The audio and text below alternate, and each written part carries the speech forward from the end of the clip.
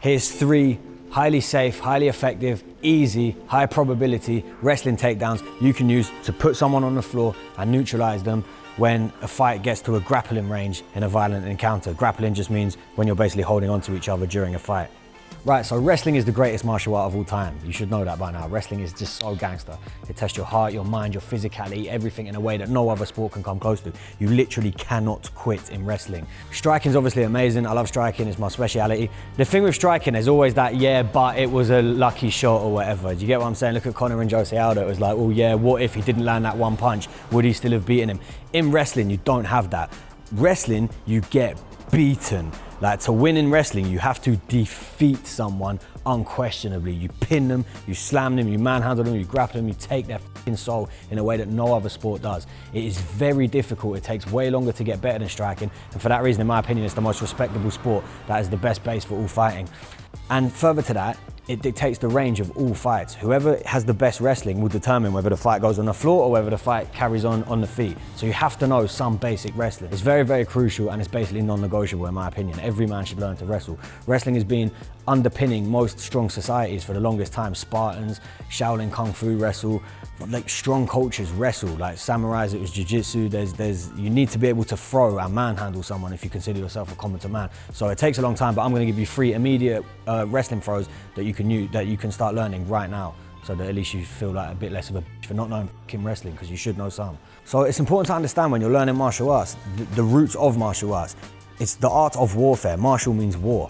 Like, wrestling is very much a martial art that's derived from the battlefield. So it's about literally neutralizing someone with their own body weight. Like, you're trying to slam someone against something hard, i.e. the floor, to incapacitate them, to break them, to knock them out from the impact, to break their limbs so that they can't walk, and then ultimately to pin them as well. If you don't break them with your throw, then you want to be able to pin them to neutralize them and stop you fighting them. And bear in mind, like, a lot of the wrestling and judo throws that you see today in MMA, they was being designed for when man was wearing armor, like swords and shields and chainmail and shit like that. So like, when you get thrown in that, you can't get back up, which is why like big throws are so interesting and the crowd love it, because it represents death. You get what I'm saying? It's similar to wrestling, like pankration, like the original wrestling system of the Greeks. Like, that was about like pinning guys and like shanking them in the neck on the battlefield. So that's why it's so cool when you see someone get thrown and like held down. And also it's just impressive. It's an impressive feat of skill as well. Now, for all the plus sides of how cool it is being able to throw someone in these big ways, there's a downside as well, because I say all that, we're not samurai. You get what I'm saying? Like, we're just modern men in a modern world who don't really need to be able to like fucking Ippon Seoinage, a guy wearing armor, and then shank him in the neck in the name of like the Knights Templar. Do you get what I'm saying? Like, we're not trying to do that. Like, we're basically trying to make our life better so that we can get more chicks, look better, feel better, and just live a cooler life as a man. So we've got to bear in mind the law, right? There's very real consequences to dropping, like picking someone up and dropping them on their neck. Like, people die often in street fights because of this reason. You got to ask yourself, do you want the consequence of living with someone's life on your hands that you've taken by accident? Do you want the lawsuits that come with that? Do you want the guilt of someone's family, like saying that you killed their son? Like, these are very real things. So wrestling is powerful, but you've got to know how to use it effectively. So that's point number 1. Point number 2, it costs a lot of effort.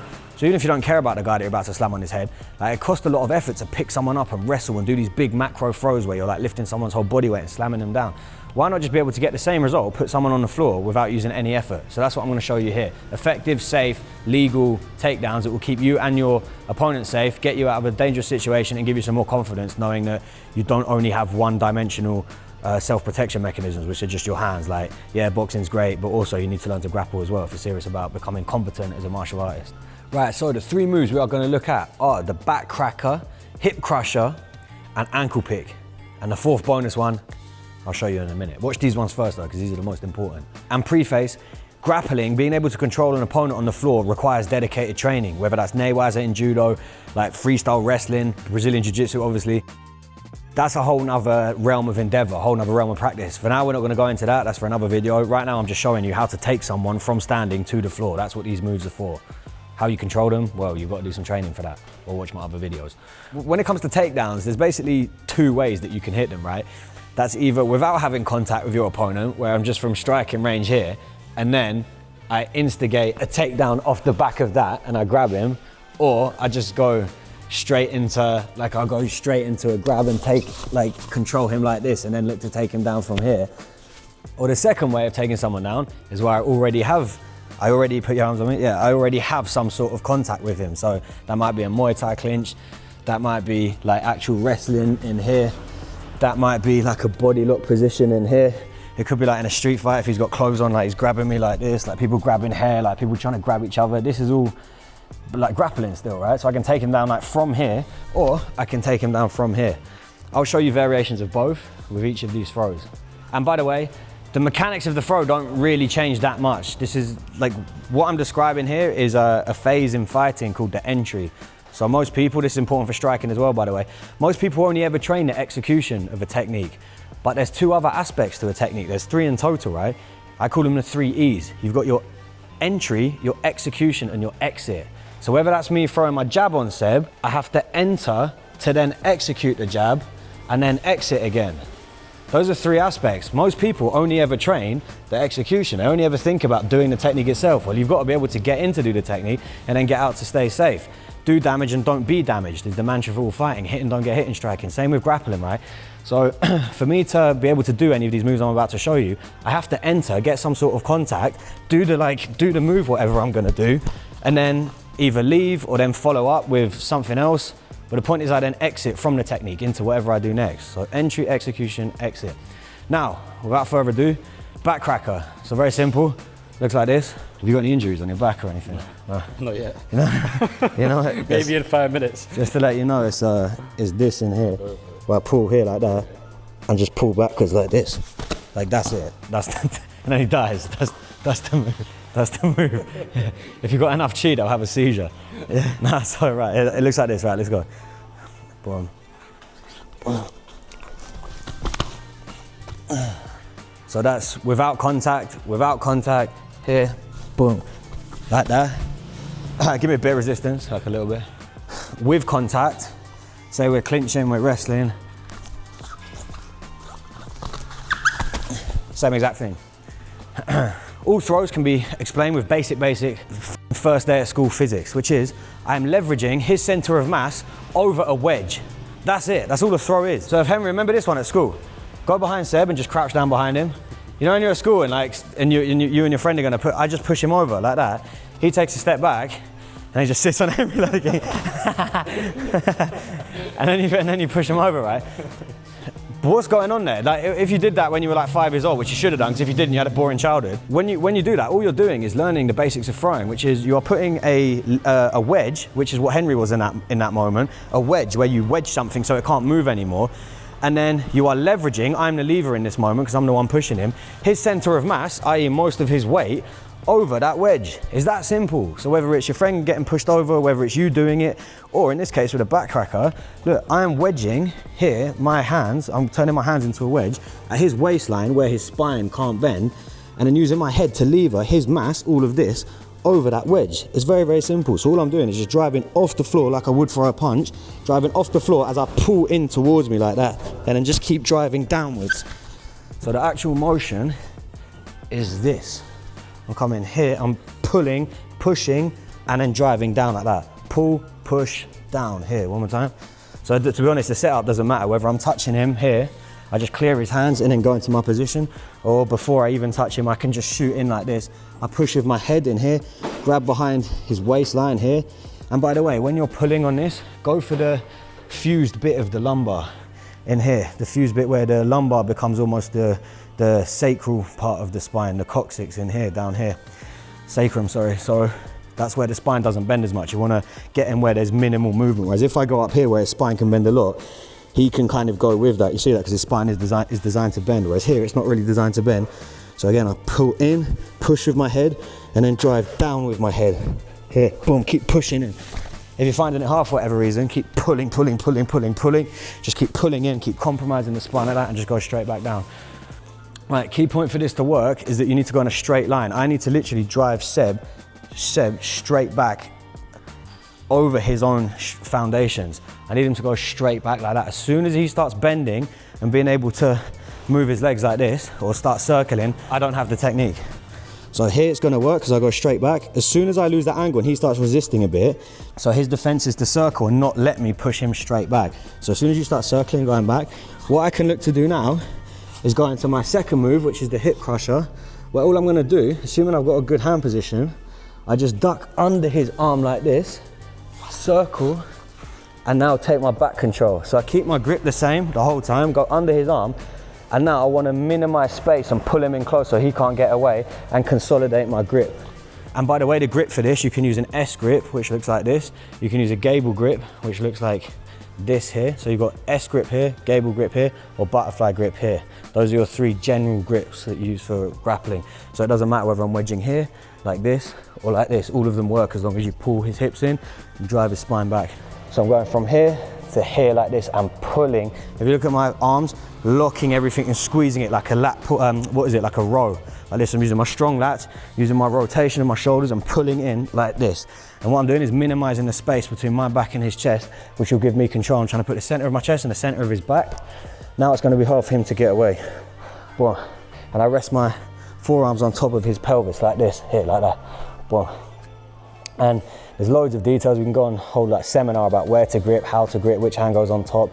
For now, just hold it in strong there and pull his back into your chest. At the same time, you're gonna start shucking, just lift your arm up for the time being. You're gonna shuck your arm like this so that your grip is at a right angle away from your body like this. So his hips are at a right angle to mine now. Here, like this. Why do I do that? Because we're now going into the second technique, which is called the hip crusher. What I'm gonna do is leverage with the sharp bit of my elbow, where it's very strong, here. I'm getting the top of my lever. Look, this whole elbow here, this whole forearm is a lever, right? I want the top there where there's maximum leverage, like a crowbar, and it's nice and strong. And I'm gonna put that here, just where his pocket and his shorts is. The reason for this, there's a pressure point. There's a pressure point about 6 inches beneath the hip where the IT band, you get like the sensitivity of the IT band. You can touch it yourself like that. Just start tapping your side of your leg and you're gonna feel that it gets a bit sensitive about 6 inches beneath your hip. With that, I'm gonna put that part of my forearm I just showed you from this 90-degree angle, and you're gonna get a gable grip, and the arm that's attacking, the crushing arm, is gonna go underneath the locking hand like this, so that you can pinch the arm in at that bend point towards your own groin as you sit him down. So if you notice, same principle as when I was controlling him up here, I'm trying to pull him into me. All grappling is just about either taking space or creating space. When you're attacking, you generally want to take the space from your opponent so he can't move. And when you're defending, you want to create space so that you can move. So what I'm doing here, I'm pulling him in to take his space so he can't move. And I just get that accurate, with a nice accurate delivery of my lever into that sensitive part of his body, of his thigh, take the space and just crush him in. He's got nowhere to go, he has to fall down, right? So here we're being clever with our anatomy knowledge as well. This is very sensitive. That's where, by the way, if you watch my low kick video, I say like, this is where you should be looking to low kick people. See how horrible that is? Like, it's not nice on that side of your body, right? On this side of your thigh. Like, this is a very sensitive area. So using a hard bit on a soft bit, we're using leverage, we're eliminating space, and we're being accurate with the direction we compress in and we wedge in. He has no choice but to go down. So when you have like, all grappling is just putting certain things in certain inputs in the right formula, you're going to get the result. That's why grappling is so fun, is with the right application of logic, it's impossible to fuck it up. You're gonna get a good result.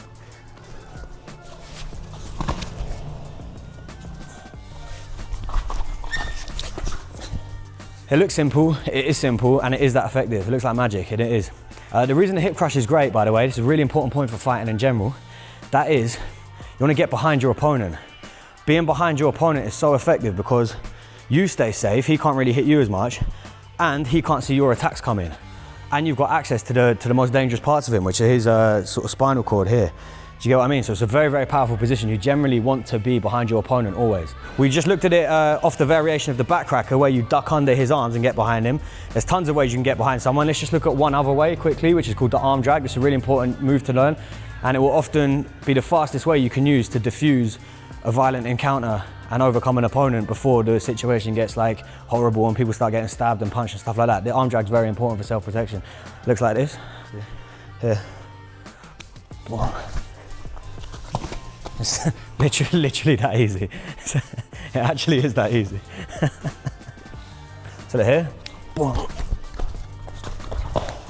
it's literally this simple. It's this.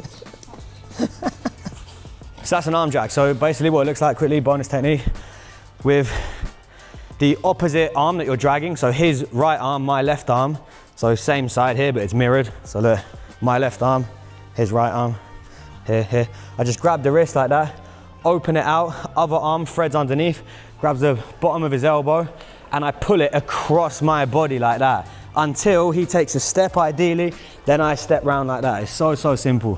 One more time. So here, this arm pull out, I pull it out so that I can get space to thread my arm under. I pull that all the way past my own hip so he steps. By the way, as he's stepping, that's when I step as well. So we're creating almost like a synergistic movement. He's stepping forward, I step forward at the same time. I end up behind him that quickly. So in real time, it actually looks like this. Say he was trying to get aggressive with me, he's like posturing, almost a street fight and stuff. Boom, here, bam. Literally that simple. One more time. Yeah. So look, anyway, look, if someone's gonna try, it's literally that quick. Boom, straight into your technique like this. So basically, that's a quick technique to get behind someone. Or like we looked at before, we could be wrestling, we could be grappling. Something's happened where I can just stuff his arm in and I step round. I can go under his arm and I step round. The point is just get behind him and then apply your hip crusher from there. Some reasons people find it hard. Try it on me. Try it on me and see if you can work this out. So that same hip crush technique I used on you. Oh yeah, not bad. Yeah, you got it. Yeah, good. One more time. Yeah, whatever. I'll try to resist a bit. Oh, fuck. Yeah, you got it, right? You can make that even... Once you feel it on yourself. Yeah, that was really nice. I did like 300 squats in the sauna last night and I got mad fucking soreness on my quads as well. If you want to make it a bit more accurate, by the way, go to the side of it. You're on top of my thigh, which is good, but you can also do the side. This way I'll have no chance. Do it one more time. It will take you even... The way you know you're doing these throws right, by the way, it'll take you less effort to do it. That's when you know you're getting good at it. Oh, fuck yeah. High probability, easy to do, nice and safe wrestling technique. Number 3 is the ankle pick. Looks like this.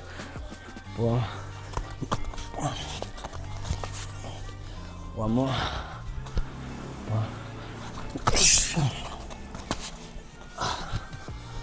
Yeah.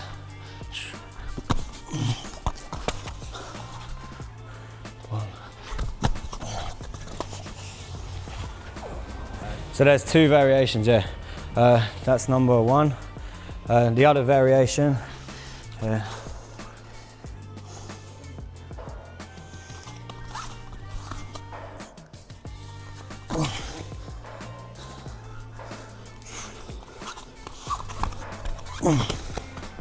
so for the ankle pick, so simple. Again, it's principle of wedging.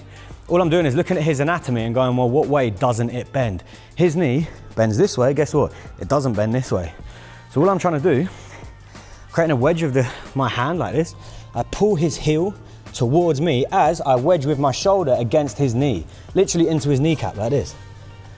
See, that's as I pull with this and I push with my shoulder, he has no choice but to go backwards.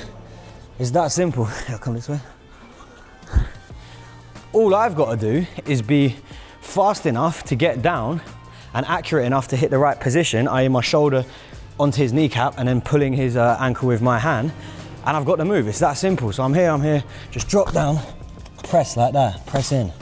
If I need to, I can use my other hand to just wedge that other foot to make sure that he doesn't take a backward step and somehow regain his balance. Here, boom. That simple. Alternatively, I can use my head if I need to. You might not get it immediately on the first attempt. So say he defends a little bit, I'm down, it's not quite working. I can use my head and my other hand to really push into him like that. All I've got to do is follow the line of his knee. All I've got to do is go in a straight line against the natural bend of his body. With that back cracker, he doesn't like bending straight backwards. Same with his knee, they don't like going straight backwards. So if he's trying to defend and circle, all I've got to do, go a little bit, yeah, about this speed. All I've got to do is line everything up. Hold on, pause there. I've just got to line my driving force straight backwards like this.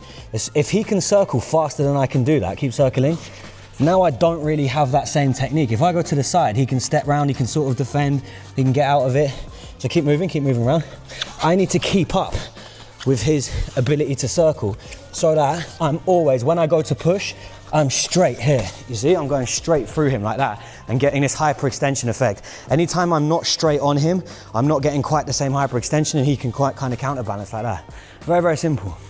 So to set it up when you don't have contact with them, this is where, by the way, this is a lot easier from southpaw. If you notice, like when my foot is close to his front foot, when my front foot is close to his front foot, all I've got to do is drop and just catch the knee like this. I just shove my shoulder into his knee, chop it back, his foot back with my hand, and I've got it.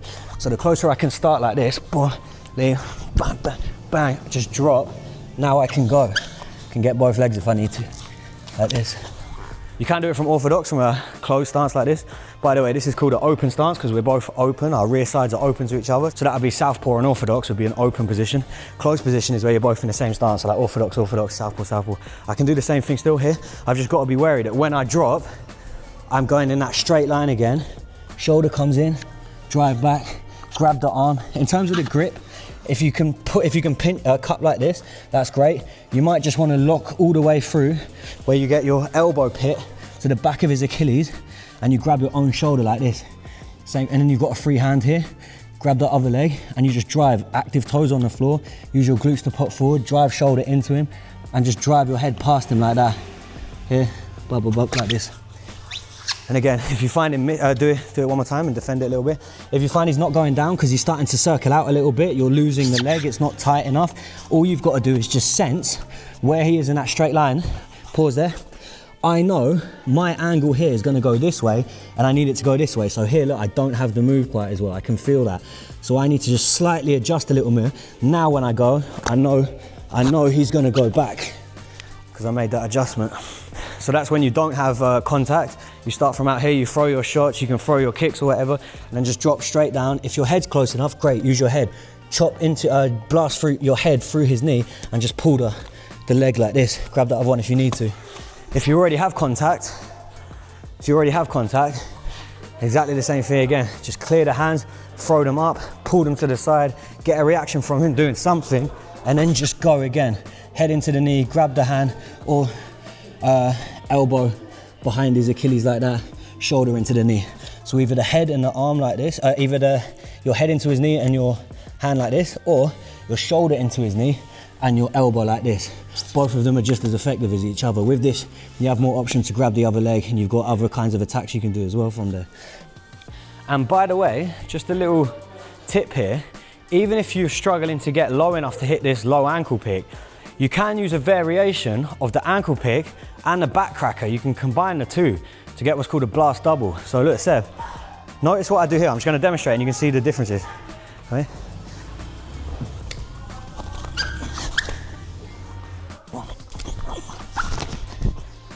Well, if you're touching me, so we've got... So this is a combination of the two. All I'm doing is driving my head into his sternum. This time, unlike the back cracker where I was wedging his spine, now I just wedge his knees. But it's the same technique, same mechanics. Instead of this, now I just go here like that. So again, similar to the ankle pick, where I'm picking and pulling his ankle, here I just pull his knees and drive at the same time with my head, look, and I'm gonna get him going backwards. This one's not quite as safe as the reason I didn't include this with the original list as the official easy safe takedowns that are going to keep you out of prison. With this, someone's head might slam into the floor a lot easier. You don't have the same control as you do with the back cracker. With this one, I can control him going down. You see that? It's less likely he's going to smash the back of his head on the concrete. With that blast double, you're not as in control of it. So be wary of that. So the bonus move, number 4, because you paid this much attention and I want to reward you, even though the reward is my teaching. Here, what I'm going to do, again, it's another schoolyard technique. By the way, you ever notice that a lot of the things that I'm saying in grappling, a lot of it's just schoolyard technique. This is why grappling is so intrinsically attractive and beautiful, because all the shit you do when you're like 4 years old and no one's ever taught you fighting, like all this kind of thing, haha, I got you, and you like trip each other like that, or when you grab each other and you headlock in each other and then one of you steps across. It's all very instinctive, a lot of this. You get what I'm saying? So humans are built to grapple in this way. So anyway, the head and arm throw, or the taitoshi, one of my arms goes across him. So the head and arm throw, the taitoshi, my near side arm that I would be fighting with, so in my orthodox, when I'm orthodox, is my front arm like this, my left arm. I just reach across the back of his head and elbow pit into the top of his spine here. So I'm reaching as deep as I can. Then the other arm is going to grab that elbow, similar to the arm drag we were doing. If you notice, the elbow is very grippable. If you go like this on your own arm with your hand, do it with me. No, on yours. You see that? Here you have like gripping points, right?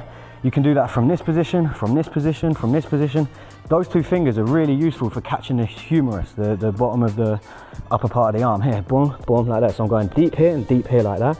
Now all I'm doing, my head's going past his head like this towards my own hand like that. So I could like give myself a hair fucking one of them ones as I'm fighting him, if I felt so inclined. And that keeps me safe from any of his strikes as well. He's going to be trying to get his backs or whatever. He's going to be trying to get his hip back. And all I'm doing is, look, with my arm is I'm pinching this in and I'm pulling it back. My lats and my grip here is keeping me safe. I'm locking in my head into his head here, and I'm just grabbing the sort of his collarbone here like this. Now from here, all I do is make sure I've got this position nice and strong. Then, very simple, switch my feet like that. It's that easy. So here, I just switch my feet, and all I'm doing is pulling at the same time. It's kind of a complicated movement. I say it's simple. Simple for me, because I know what I'm fucking doing, do you know what I mean? But all I'm doing is pulling him as I'm pulling him across me as I'm pulling him forward at the same time. So I'm literally, that is the motion, like this. You see, so my upper body is twisting like that as my own center of mass is going to the floor. So I twist as I squat like that, and I look the way that I'm throwing. So I'm throwing him this way, I'm looking like that. Looks like this. Get him in tight here.